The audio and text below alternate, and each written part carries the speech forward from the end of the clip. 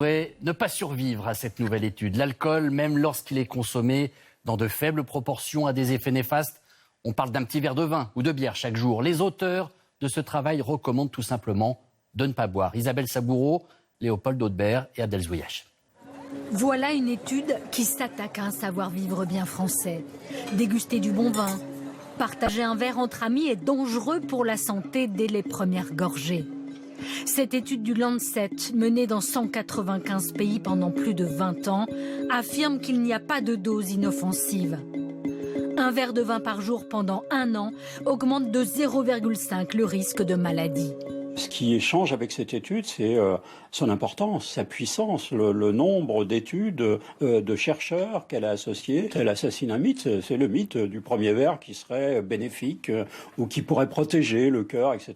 Il n'en est rien. Il n'en est rien et l'étude de Lancet le démontre clairement. Pourtant, il n'y a pas si longtemps, le ballon de rouge au bistrot ou le calva n'inquiétait personne. Le calva le matin, ça fait du mal? Moi, ça ne me fait rien du tout.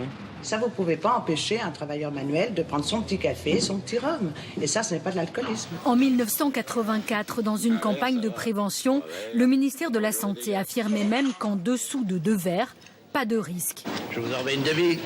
Non, merci. Un verre, ça va. 3 verres, bonjour les dégâts. En réalité, un seul verre par jour suffit à entraîner des risques accrus de cancer, de maladies cardiovasculaires, d'AVC et de cirrhose.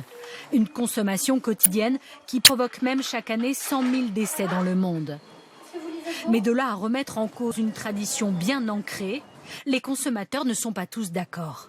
L'image de la France, ça reste quand même son vin, ouais, exactement, son vin avec son fromage, etc. Donc je pense que ce serait totalement du gâchis et de l'impasse sur notre culture de s'arrêter complètement d'en boire, quoi. Je vois ça un petit peu comme la joie de vivre à la française, ce verre de vin qui est agréable. Un peu plus, c'est certainement néfaste. Ça, je pense qu'on est tous convaincus. Avec 4,9 verres par jour en moyenne pour les hommes, 2,9 verres pour les femmes, on est loin du zéro alcool prôné par l'étude, un sevrage aussi radical que culturel.